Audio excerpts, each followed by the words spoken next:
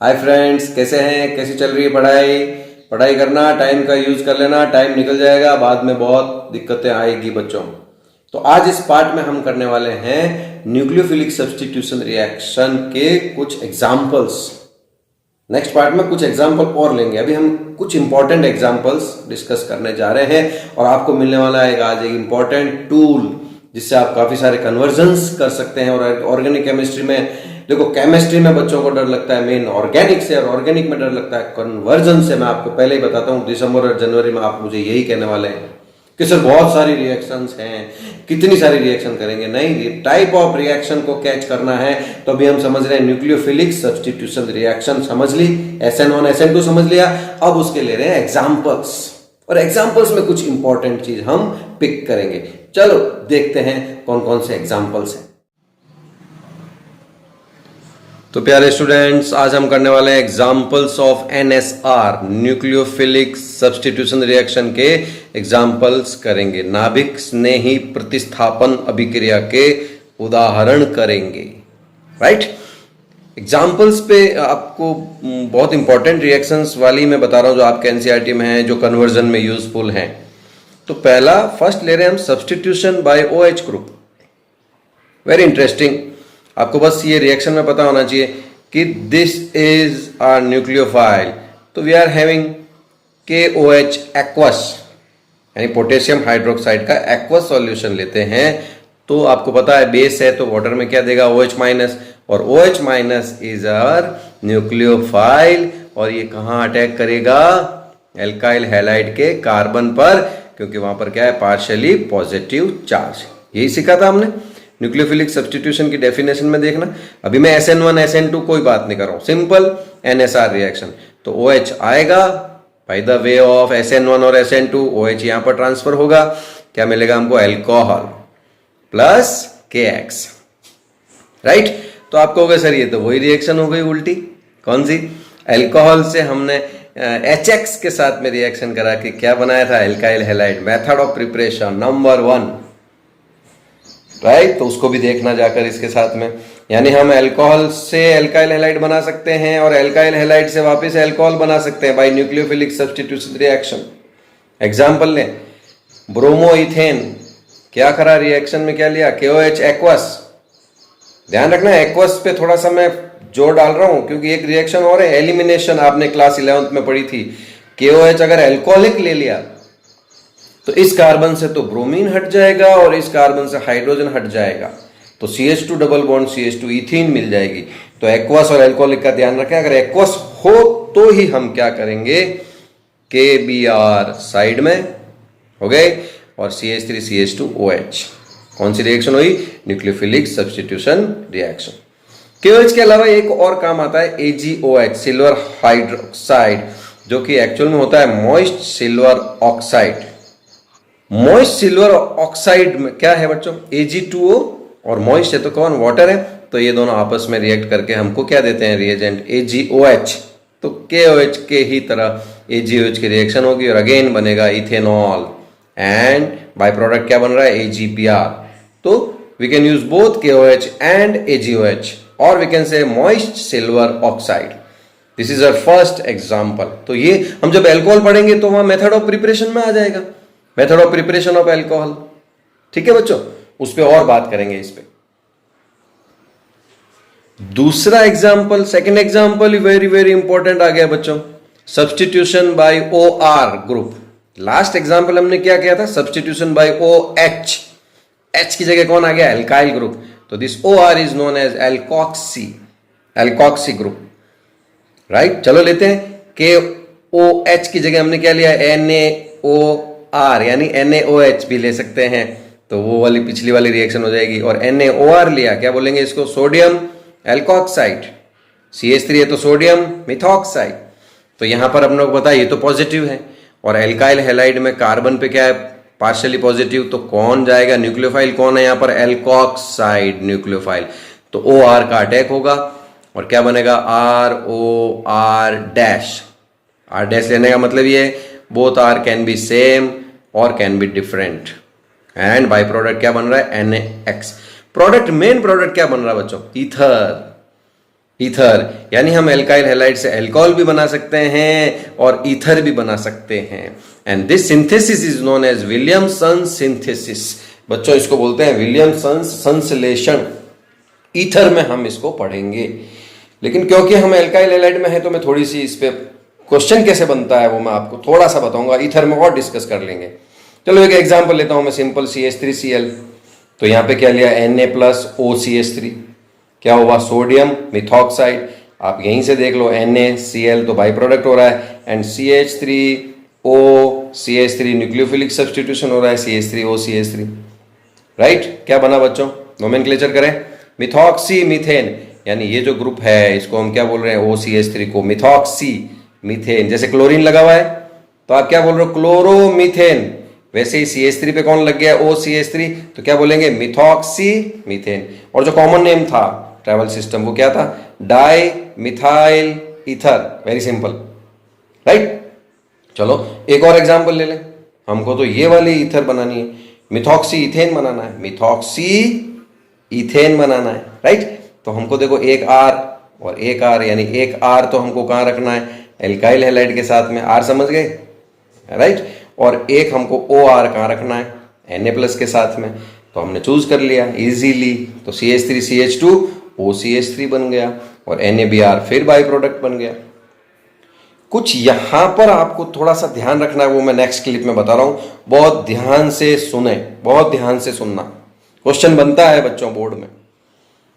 चलो मैंने जो ये लिखा है उसी को आप क्वेश्चन मान लो। Best yields of unsymmetrical ethers can be obtained when alkyl halides are primary. Alkyl halides primary हो तभी हम अनसिमेट्रिकल ईथर्स को अच्छे से बना सकते हैं। क्या कारण है कि असममित ईथर को अच्छे से बनाना हो, ज्यादा उत्पादन करना हो, जल्दी से बनाना हो, तो हमको एल्काइल हैलाइड प्राथमिक ही लेने पड़ते हैं। क्या कारण है, क्वेश्चन समझ गए। अनसिमेट्रिकल ईथर का मतलब O के दोनों तरफ different number of carbons, right. तो क्वेश्चन मैंने बना दिया वाई का एक लाइन में आंसर है बच्चों, because Williamson synthesis occurs by SN2 mechanism. क्योंकि विलियमसन संश्लेषण है वो SN2 क्रियाविधि द्वारा संपन्न होता है। And 1 degree alkyl halides are most reactive in SN2 mechanism. और जो हमारा प्राथमिक एल्काइल हैलाइड है वो SN2 मैकेनिज्म में सर्वाधिक क्रियाशील है, क्योंकि आपको ऑर्डर पता ही है, पहले 0 degree CH3X, then 1 degree, 2 degree, 3 degree. क्या बताया था मैंने SN2 में, the rate of reaction in SN2 is inversely proportional to degree. Degree जितनी कम रेट ऑफ रिएक्शन उतनी ज्यादा, क्योंकि लीस्ट स्टेरिक हिंड्रेंस होता है, निम्नतम त्रिविम बाधा होती है, कम से कम ग्रुप, डिग्री कम से कम होगी तो, ठीक है। थोड़ा सा इसको आप और डिटेल में समझना चाहेंगे कि SN2 मैकेनिज्म से होता है, तो हमको क्या बात ध्यान रखनी है कि हमको प्राइमरी एल्काइल हैलाइड ही लेना है। वो जो आप एल्कोऑक्साइड ले रहे हो वो सेकेंडरी ले सकते हो, 3 डिग्री वाला ले सकते हो।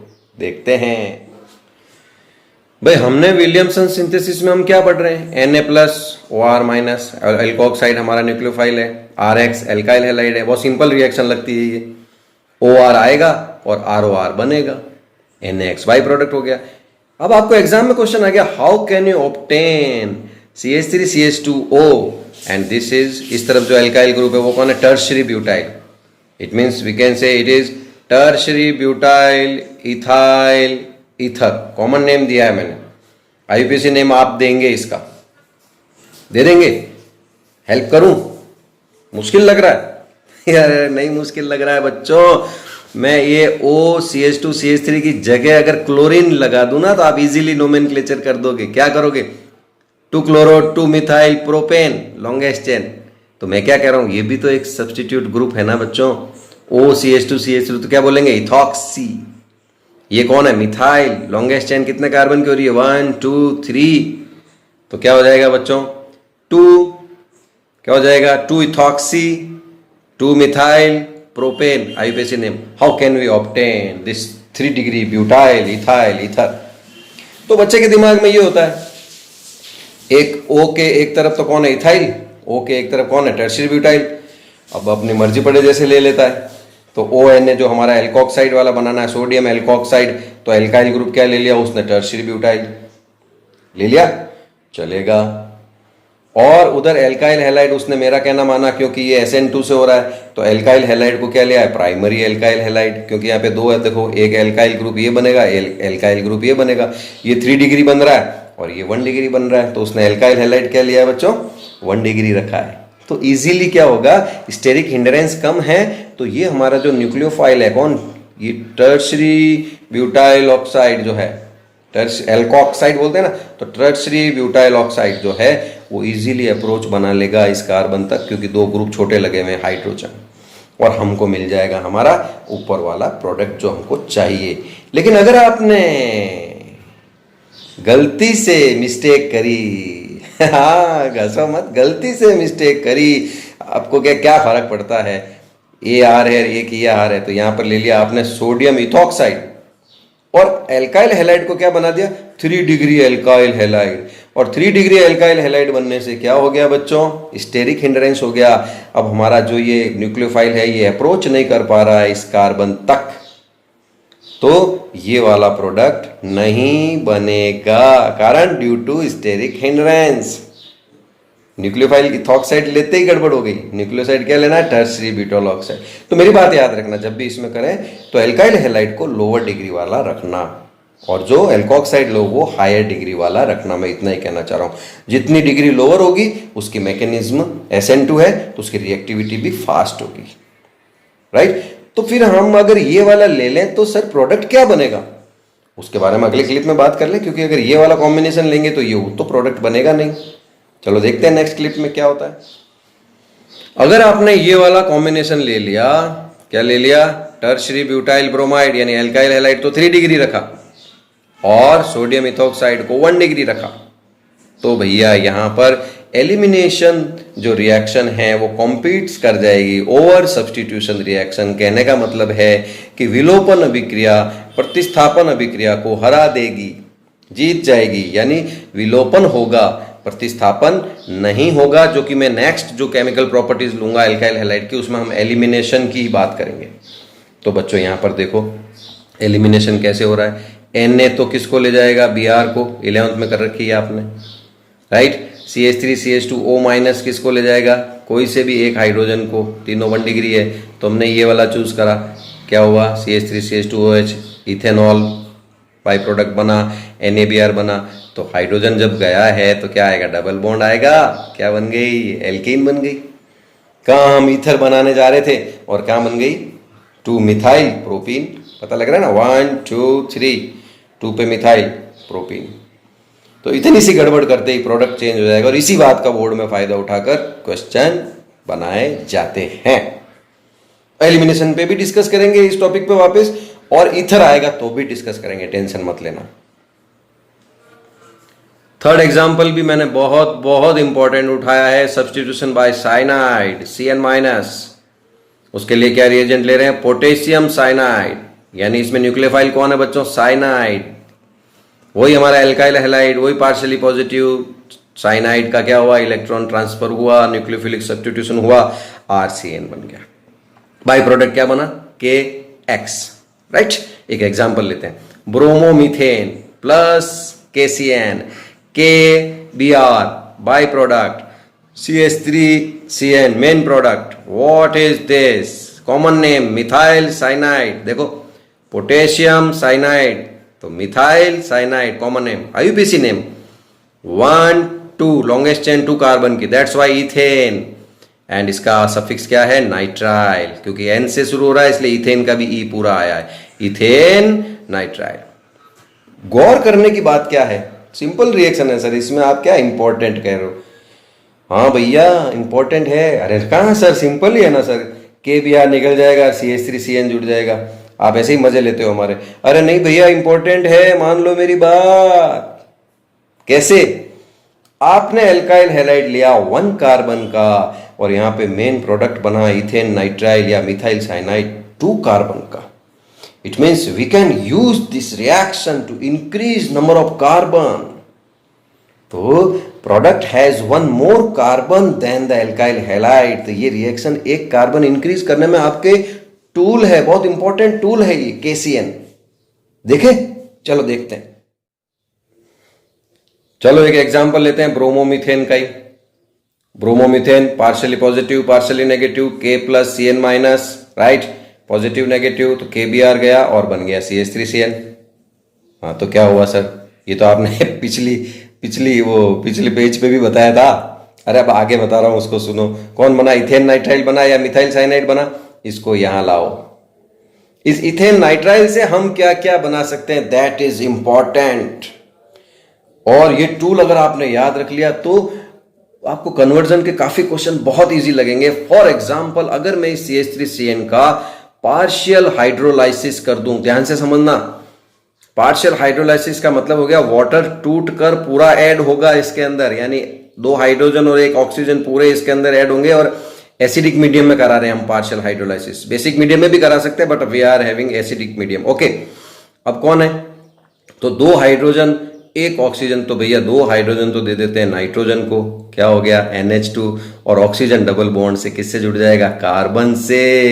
क्या बन गया बच्चों, नया ऑर्गेनिक कंपाउंड ग्रुप आ गया ना, कौन, एमाइड। एमाइड का सफिक्स भी एमाइड, 1 2 इथेनामाइड। लिया तो हमने क्या था, 1 कार्बन का, उसको 2 कार्बन में कन्वर्ट करा, है ना।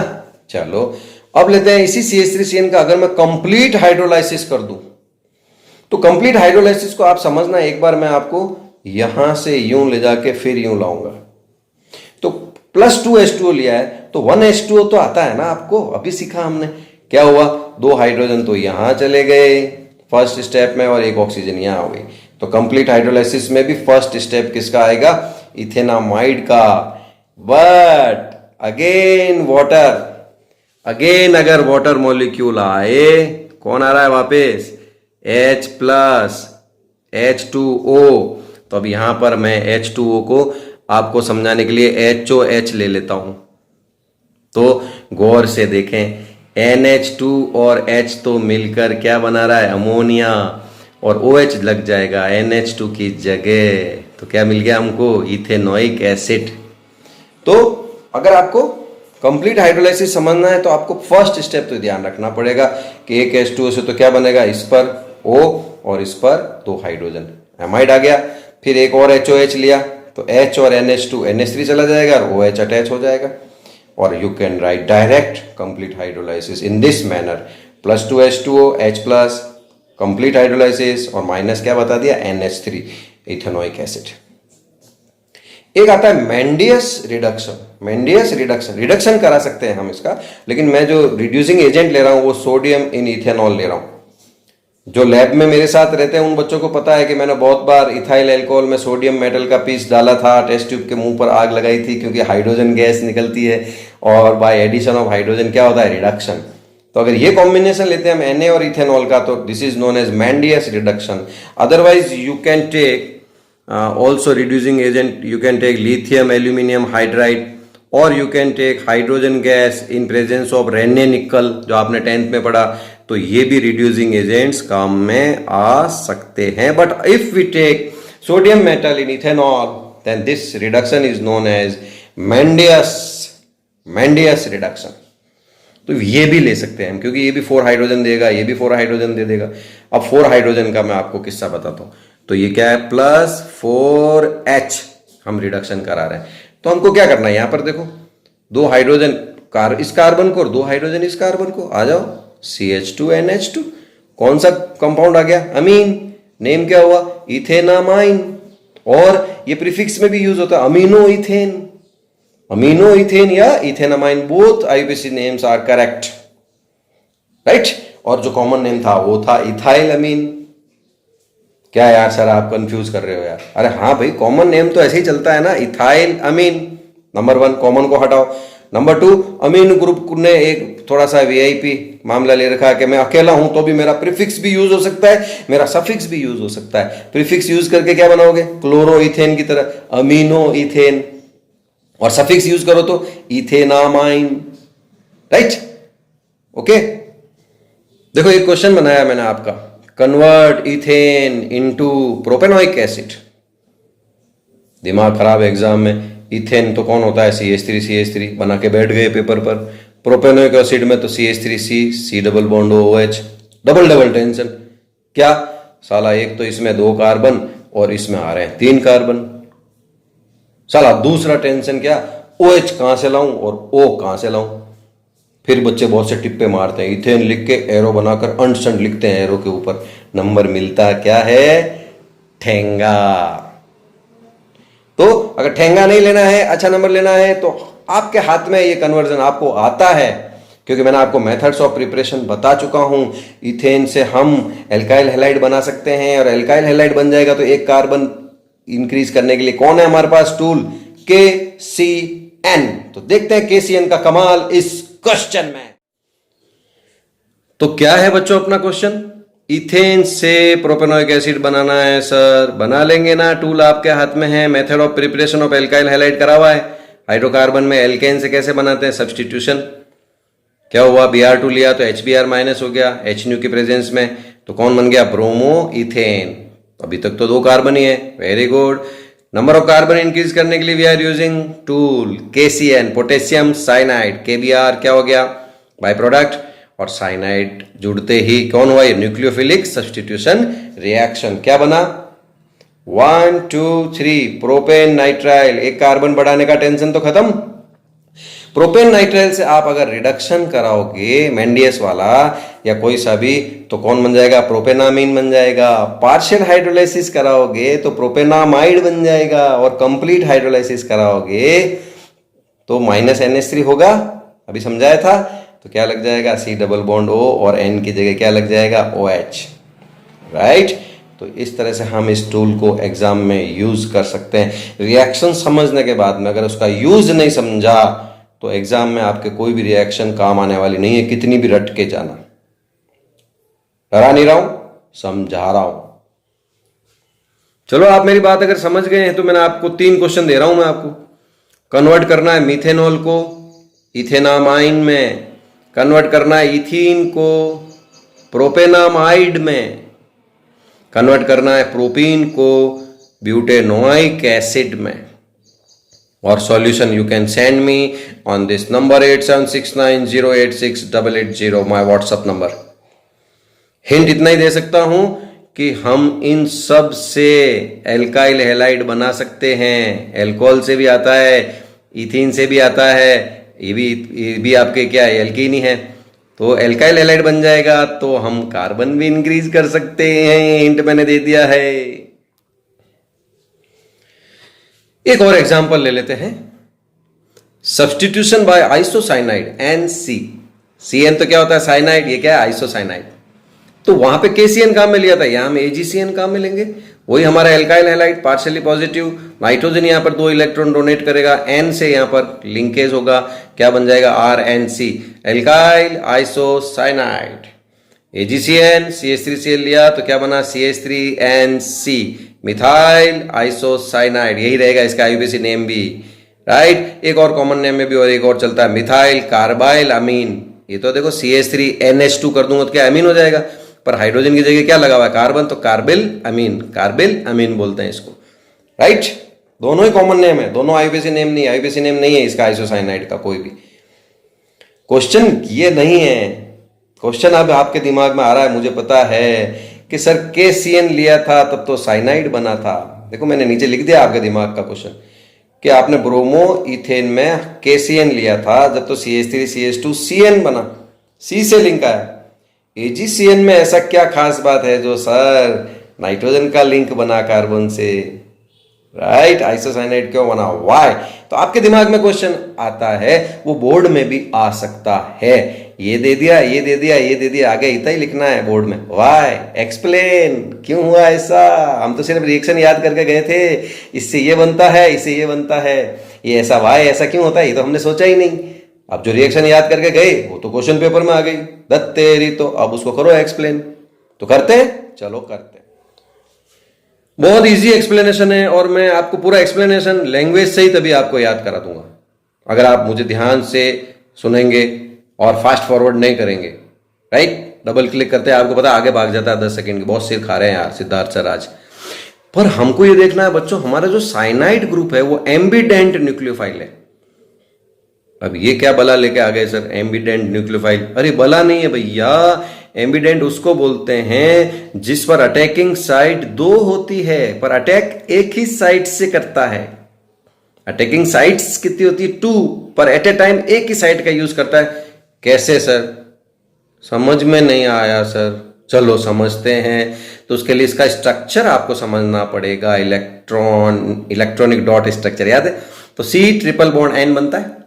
एक लोन पेयर नाइट्रोजन के पास है, एक लोन पेयर कार्बन के पास है। कार्बन के ऊपर माइनस साइन क्यों लगाया सर? अरे बेटा मैंने मेरी मर्जी से नहीं लगाया है। यहां पर जो पार्टनरशिप में दो दो इलेक्ट्रॉन हैं ईच बॉन्ड में, तो एक एक इलेक्ट्रॉन इनका है। तो नाइट्रोजन जब अकेला था तो वैलेंस शेल में कितने इलेक्ट्रॉन थे? 5। तो यहां पर भी हो रहे हैं, देखो 1 2 3 4 5। कार्बन जब अकेला था तो कितने होते हैं वैलेंस शेल में? 4 इलेक्ट्रॉन। यहां पर हो रहे हैं 1 2 3, है ना? यहां पे एक एक इलेक्ट्रॉन इसका, एंड 4 5, तो एक इलेक्ट्रॉन ज्यादा है। That's why we are using minus sign. हाँ सर समझ में आ रहा है थोड़ा थोड़ा। चलो और आपकी मुश्किल बढ़ाता हूं कैसे?